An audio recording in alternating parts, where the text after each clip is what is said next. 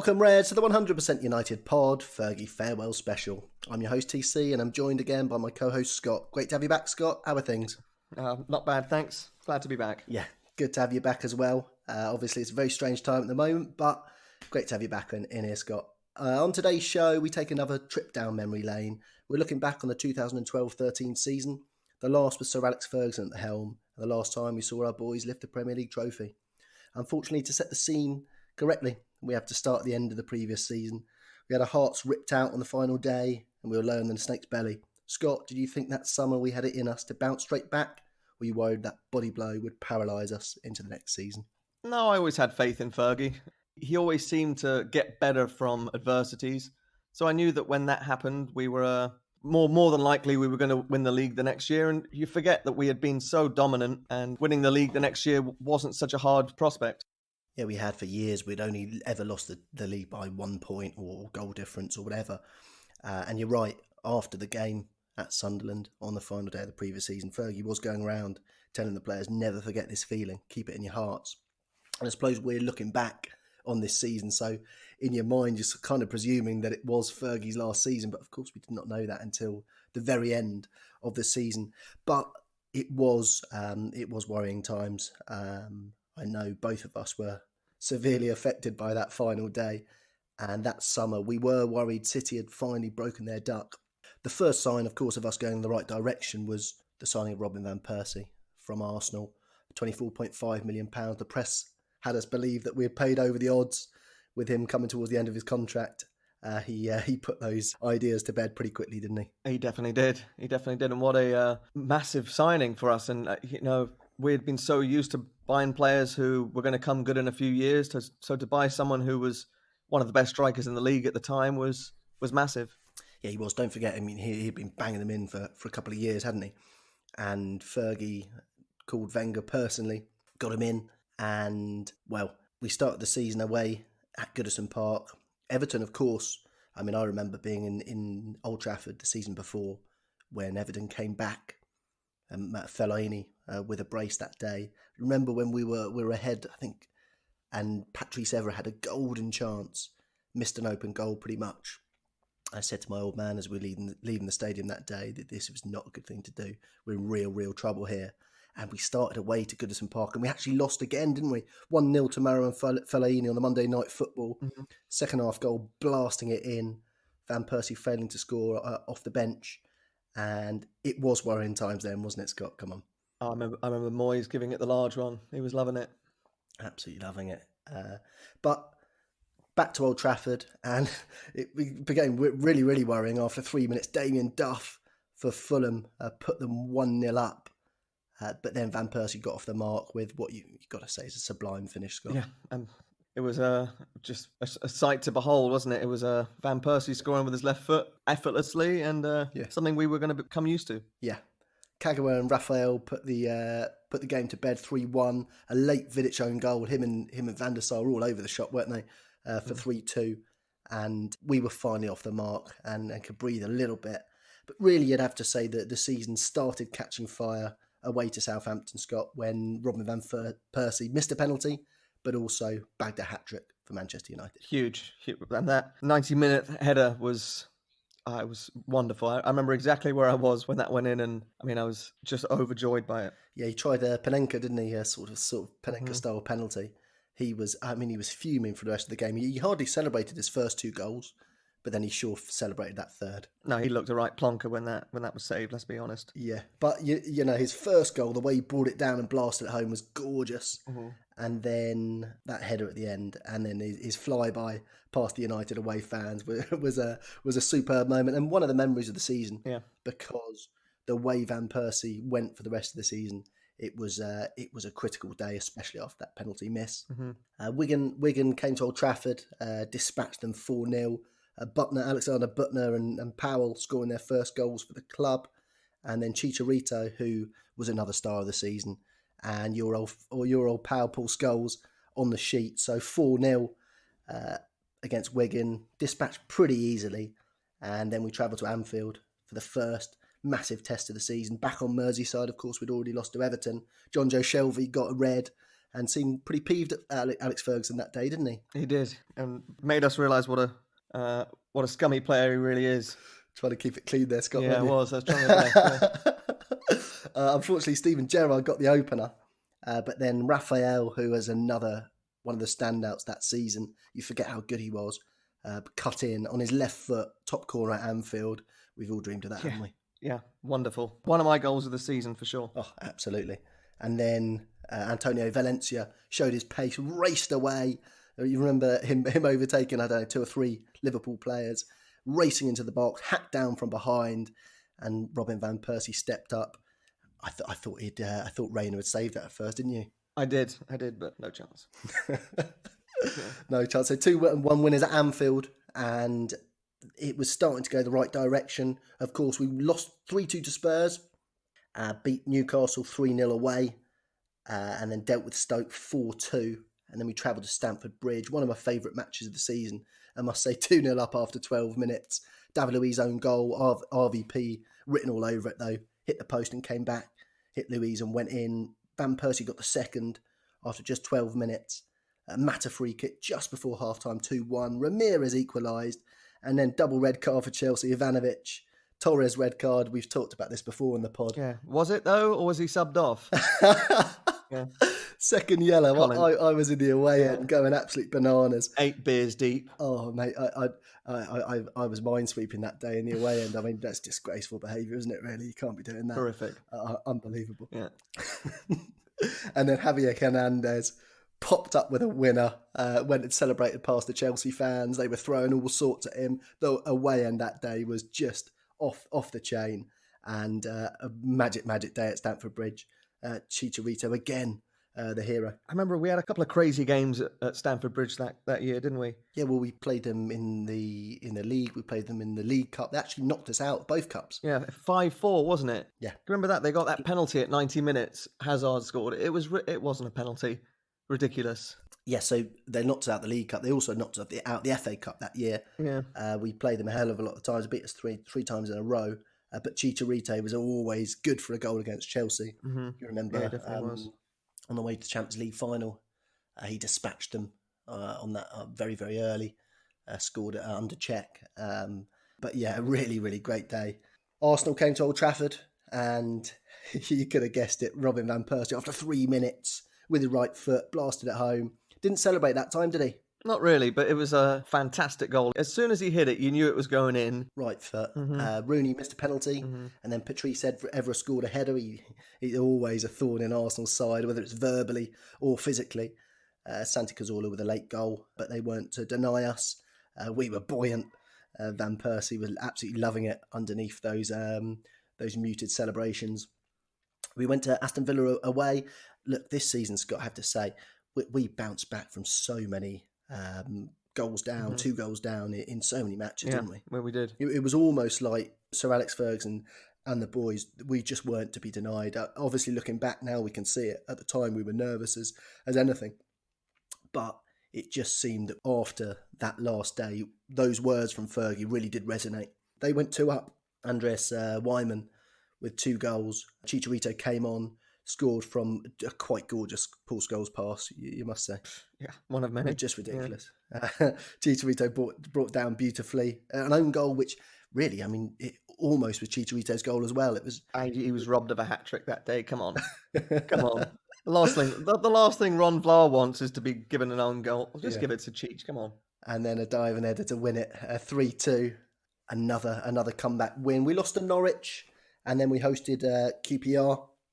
Conceded after 52 minutes, and then Johnny Evans and Darren Fletcher from 2 Rooney corners, and Chicharito with a third.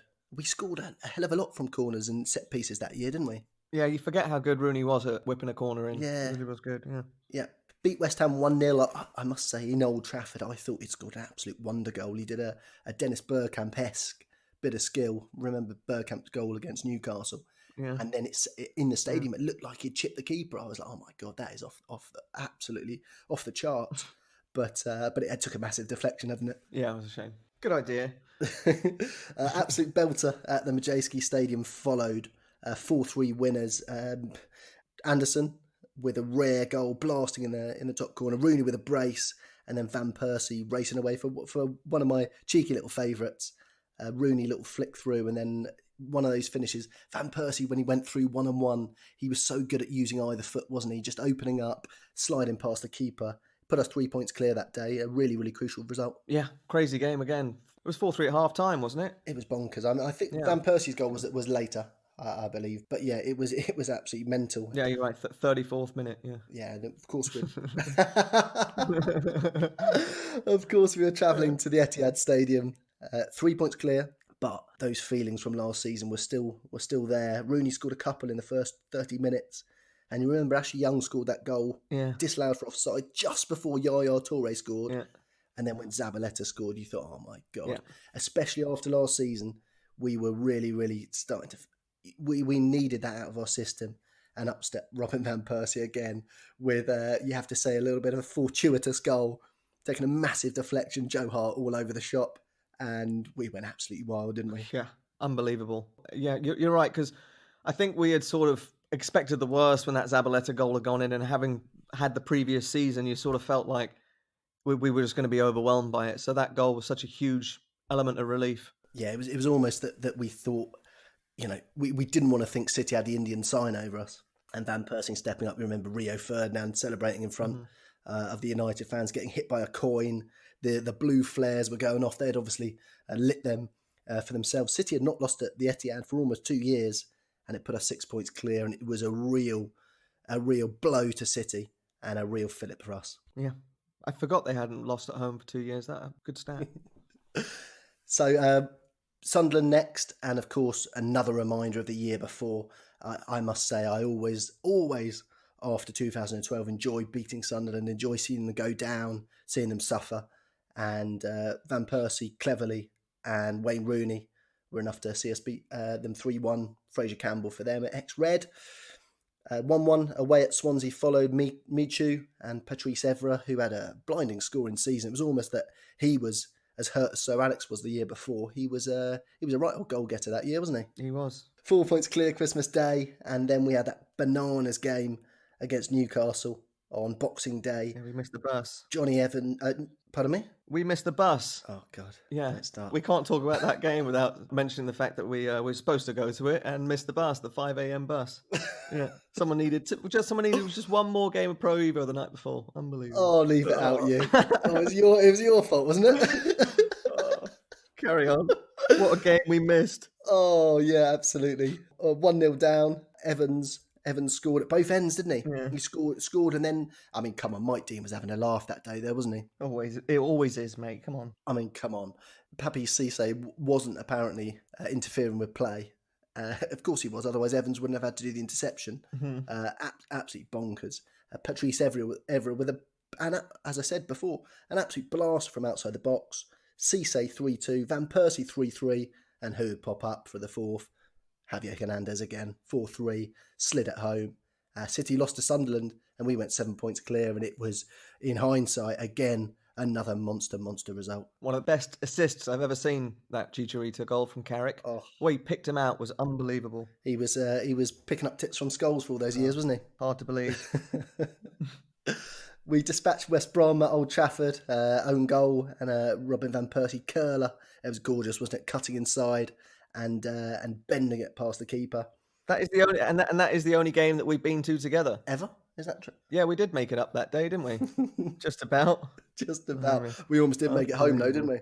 Unbelievable. 6 hours to get home in the pouring rain. I think someone took the wrong turning. I didn't want to take the toll road, so I thought, let's just go around it. Oh my God, that was the worst. We were going through ditches and mud, and then there was that shortcut, wasn't there, that we thought on the sat-nav, and we were basically going through farmers' land. Yeah. It was, I think we went via Gloucester. Oh, it was fantastic. Horrific. New Year's Day, Wigan away, 4-0. Robin van Persie, Chico again.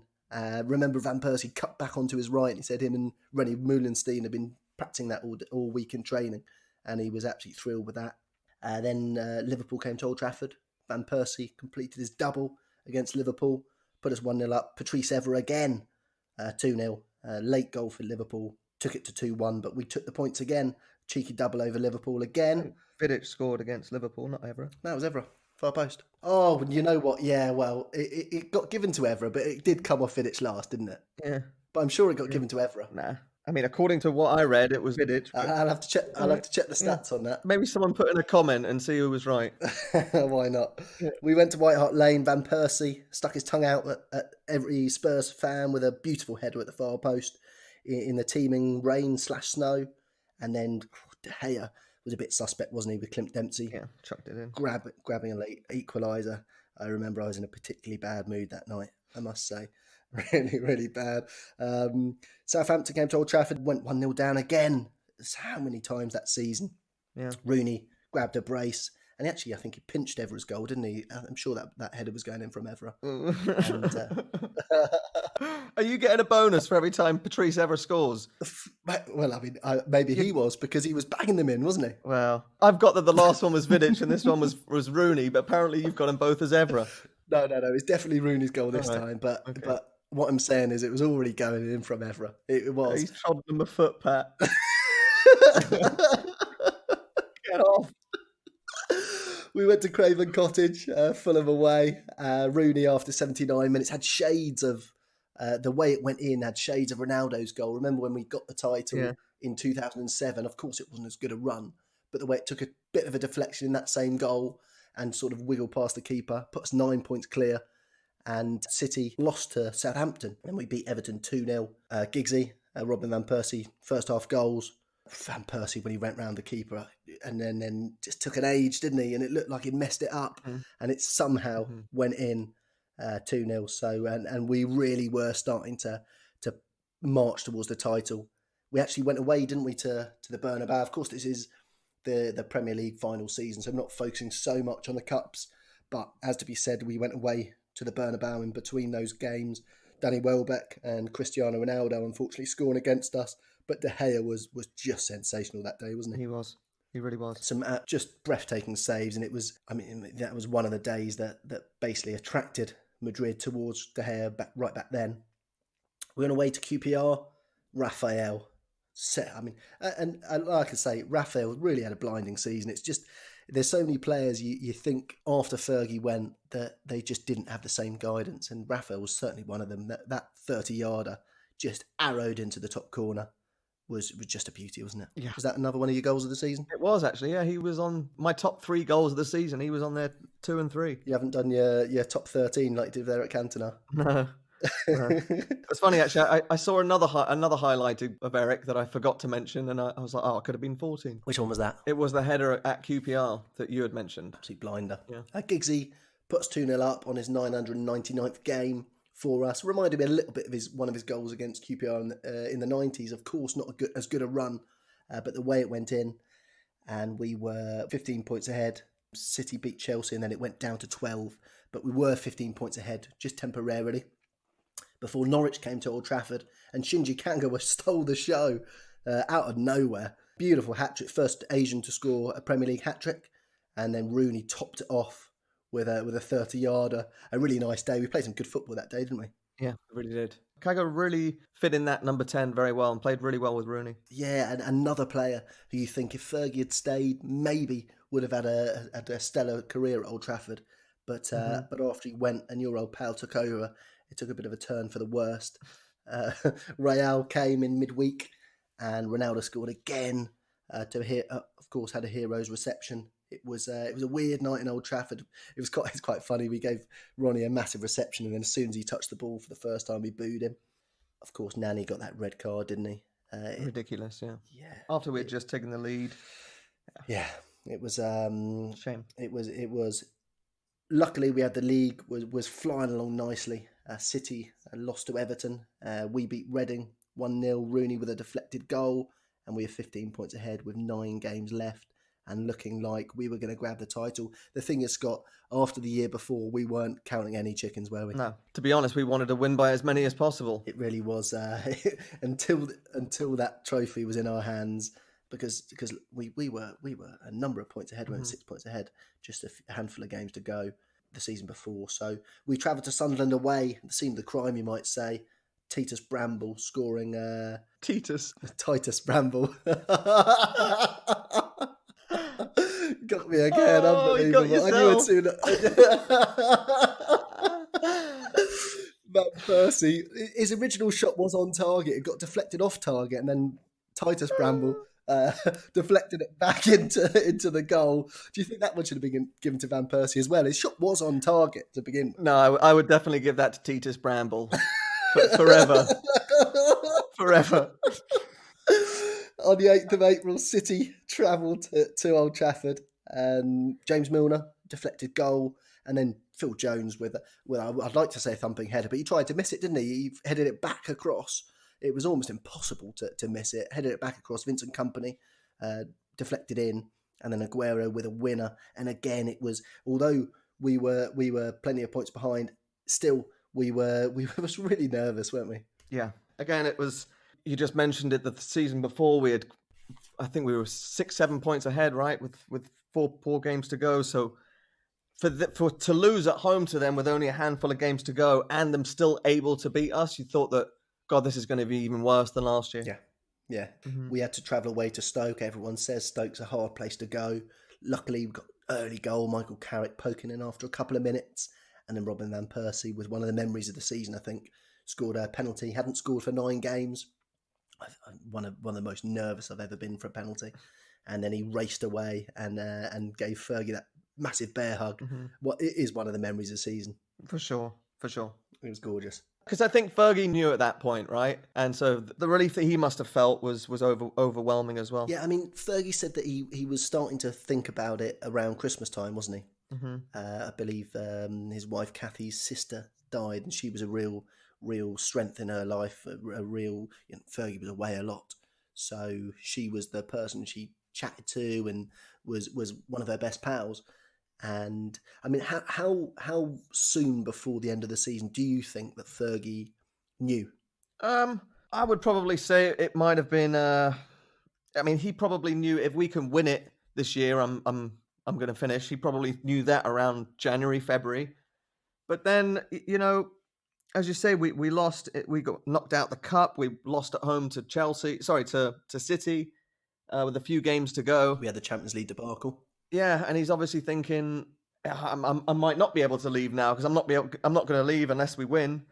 And then to go away at Stoke and almost mathematically clinch it was probably the win that he needed to know that he was going to win the league and know that he was going to be able to retire. Do you think he would have stayed on if we hadn't clinched the title?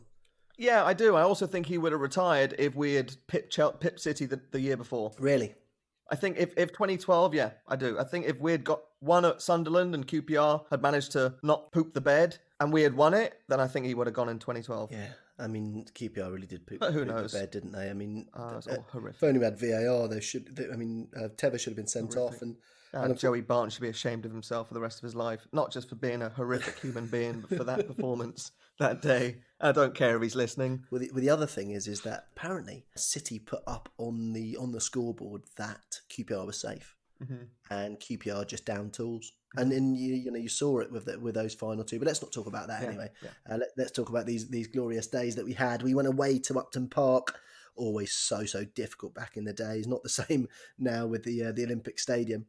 2-2. Fell behind twice, didn't we? 1-0 down. Tony Valencia scored, and then Van Persie popped one into the roof of the Upton Park net, like Eric did all those years ago. 2-2. And another important point. Yeah, huge. City in the week lost to Spurs 3-1. And we knew on the 22nd of April that if we beat Aston Villa, we would grab the title. And after just 2 minutes, Robin van Persie, he was absolutely adamant that it was going to be his day from Giggsy. And then that moment on the 13th minute, Wayne Rooney picks it up in his own half, lays it over to Van Persie, and on the volley, one of the best goals Old Trafford's ever seen. 2-0 up, and we were all dancing, weren't we? Yeah, goal of the season. Yeah. I love that hat-trick that day. The first goal clinched the title, second goal clinched goal of the season, and third goal clinched top scorer. You have to say, Van Persie, he just fit in straight away, didn't he? Oh, I just wish he had come a few years earlier. Oh, it would have been glorious. It was, in Old Trafford that night, it was more relief than anything. Of course, he rounded off his hat-trick by wriggling around in the box and scoring quite a bizarre goal right into the top corner from close range. But it was relief that night. The party was still to come. But we had grabbed our 20th title. and it was. You have to say it was just glorious. After the season before, we really needed that. Anything but that. And I mean, we still talk with a heavy heart about that 2012 season. But if we hadn't bounced back the next year, I don't know how we'd feel about it now. Oh, can you imagine if we hadn't won since? Oh, yeah. At least that put that misery to bed, didn't it? Yeah, it was crucial. It really was crucial. We travelled to the Emirates, and those little beauties down at Arsenal gave us a guard of honour. It was a nice touch, wasn't it? Yeah, and it was just funny because Van Persie had just left them to go and win the title, and by the time he had come back to Arsenal, he'd already won it. So yeah, job done. Robin van Persie scored a penalty. Didn't celebrate again. He was to get rid of that. He had dog's abuse that day from the Arsenal fans. And the following season, he downed that idea, didn't he, and started celebrating against them instead. Should have done it all along, really. Well, he's definitely going to score, so yeah, he's got to figure it out. Of course, we lost again to Chelsea, third time this season. Yeah, but what was our team? Yeah, it was. We were having a laugh. Oh no, sorry, that wasn't the game that we played Dong Fang Zhuao and no. Kieran Richardson, was it? That was a few years before. God, that was... But we got a guard of honour, hadn't we? That was a hell of a lot of years before Scott, dear me. All right. I just remember that we had got a guard of honour there, but we lost the game. But it's because we were playing a bunch of her. Yeah. I mean, Lindegaard was in goal that day, so it wasn't a full-strength team, was it? Yeah, well, don't start with that. We'll get to that in a minute, because then out of the blue, none of us expected. We were on a high. We thought we were back. Everything's all right. The world is exactly how it's meant to be again. And then Sir Alex Ferguson announced that he would be stepping down at the end of the season, and God, I couldn't believe it, Scott. Yeah, it was a. Listen, we knew it was coming for years, right? But we just never knew how to react. And I mean, the problem was that he sort of announced it within a week of winning the league. So you think, oh, well, he's just going to move upstairs and everything will carry on the same. Yeah. It didn't hit me for a while what was happening, Yeah. I remember where I was. I was training for a new job, and I was gone for the rest of the day. I was just, I didn't know what to think. It was unbelievable. It was just what we'd always known, really. We for us at our age, we were pretty much all of our lives that we could remember. Sir Alex Ferguson had led us, and we'd always, even when we lost, even when we had bad times, Fergie would always come out with a little gem to cheer you up. He'd come out with something to think, don't worry about today. On Wednesday we're going to win. On Saturday we're going to win. We'll be back. You just had faith in him at all times, and faith is the opposite of fear. So under Fergie, we were just never scared about anything. We could lose the league by goal difference on the last kick of the season, and we knew, don't worry, we'll come back and win it the next year, because we would, and we did. Yeah, and you're right. It's belief that he spread throughout all of the club, all of the fan base, and fear that he put into the opposition. And so it came to pass that his last game at Old Trafford would be against Swansea. He came out to a sea of red, The Impossible Dream, his favourite Frank Sinatra song, beaming over the microphone. I must say, I was up in the top of the Stretford end that day with tears in my eyes. I must say, it was an emotional day in Old Trafford all round. There was plenty of tears around. Chicharito scored early, Michu scored again, and then, of course, Rio Ferdinand pops up with a late winner, and Old Trafford was just absolute bedlam. Yeah, you can't forget your old favourite though, Scott. Paul Scholes played his last game at Old Trafford that day as well. Yeah, it's kind of slipped under the radar a little bit when Sir Alex Ferguson is retiring after all those years. Presume Scholes would prefer it that way. Absolutely, it was the best. It was his favourite way, right? Just slip out the back door while everyone's looking at someone else. Yeah. Although he hasn't shut up since. But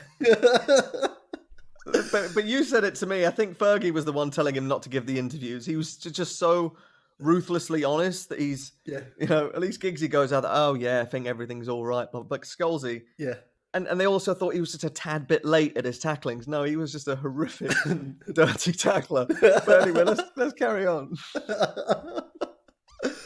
And so we travelled to the Hawthorns. I was lucky enough to go to this one as well. It was a bonkers day, absolute bonkers day. The pubs weren't letting us in. There were United fans everywhere. We had a party in the Morrison's car park before the game. It was absolute mayhem in West Bromwich. It really was. Look, we went 3-0 up, didn't we? Shinji Kagawa, own goal, Alexander Butner, 3-0 up. We looked like we're absolutely cruising. But just before half-time, James Morrison scored. And you have to say Fergie made one last mistake, didn't he? Why on earth did he pick Anders Lindegaard in goal that day? I don't know. He was chucking him in. I think he had to get enough appearances to get a medal, didn't he? Oh, so he played the last few games of the season, something like that. Oh, mate, it was silly. The first one he chucked in.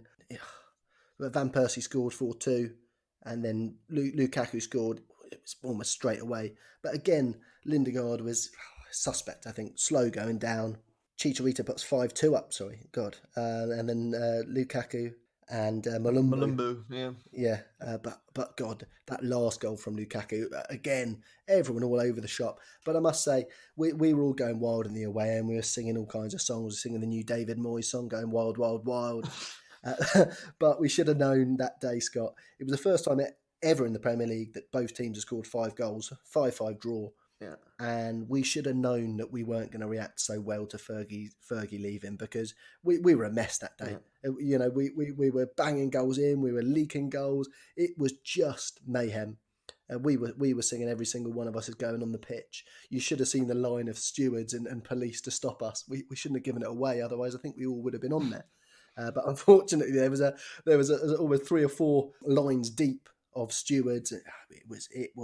It was one of the best days, I must say, I've ever had supporting United. Although there was a tinge of disappointment that we didn't seal the victory. I bet you didn't even know what the score was by the end of the game. I was pretty gone. Yeah. But as in evidence, when I watch the videos back these days, I can just pick myself out. And I'm up to all sorts in there. I really am. Robin van Persie, 30 goals for the season and the Golden Boot as well. Fergie's one last masterstroke. Yeah, and one last way to wind up Wenger. Yeah. One more over his old foe.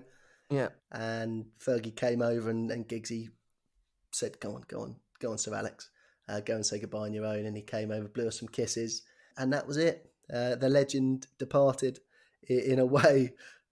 Just a remarkable last game, but that those last few weeks were glorious. But we've missed him since, haven't we, dear me? Of course. I mean, I think if we were put in better hands, perhaps.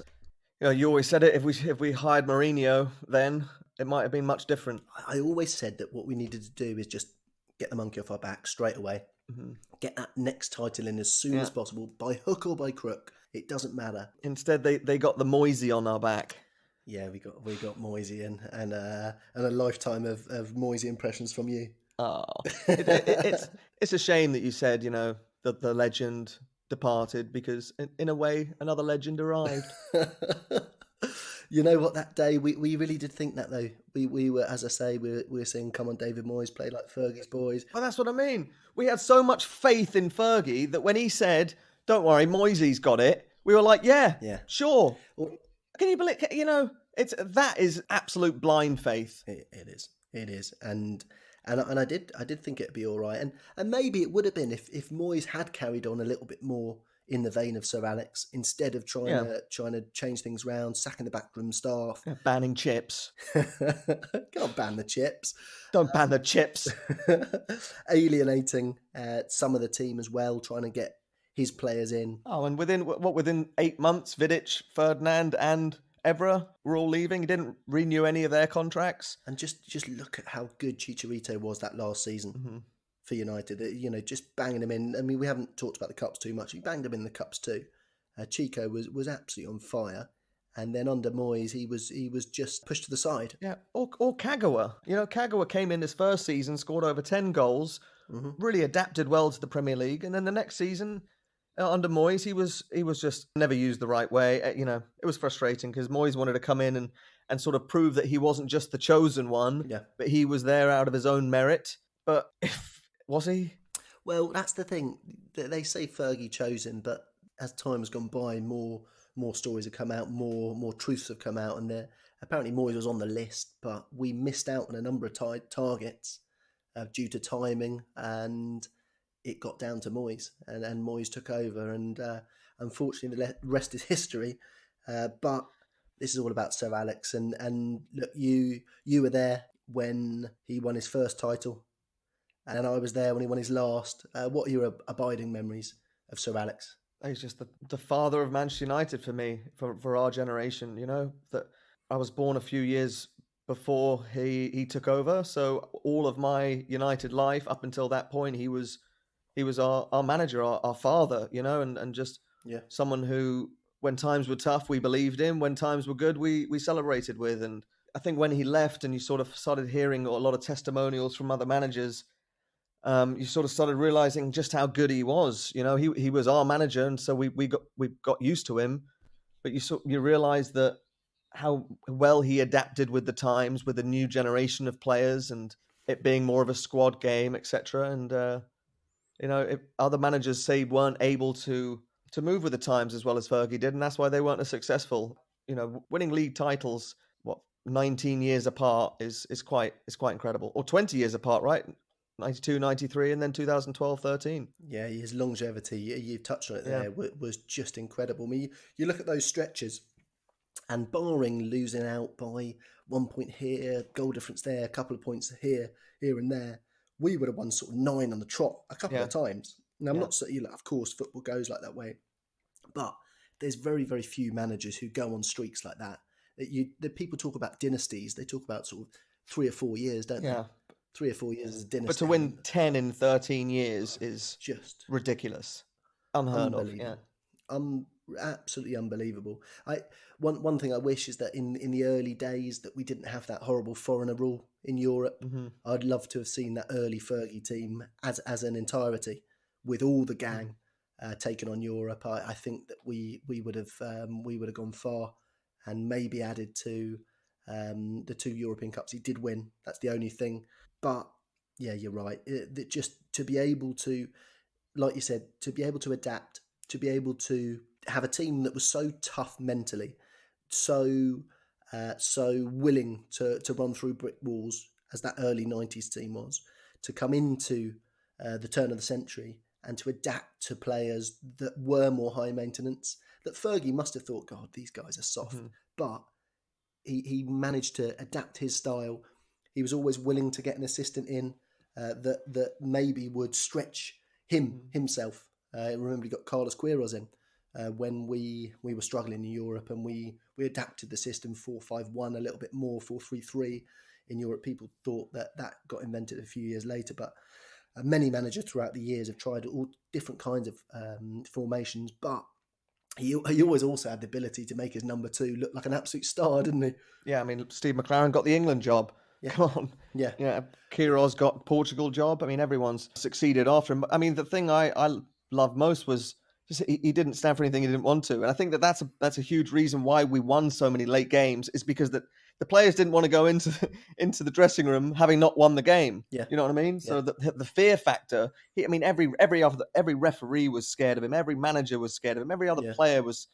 In fact, it was that season when John Joe Shelby started giving him some stick when he got sent off, and you're like, who do you think you are to talk to Fergie like that? Do you know what I mean? I know. And actually, it's a good point, because in the years after Fergie did go, we did get some shocking refereeing decisions. And I was sure it was the refs trying to get their own back on us, mm-hmm. because you know, the Godfather was gone, mm-hmm. and the rogues run loose. And I'm sure we did. I'm sure we got the bad end of the stick for a while. Look what he did to Rafa Benitez. Look at Rafa Benitez's career. He's won multiple European Cups. He's won league titles in different places. He had Rafa Benitez, I mean, shot to bits, talking about facts and talking about this and that. He could wind up people. And don't forget, Scott, that when Rafa Benitez made that run, they were really in the mix.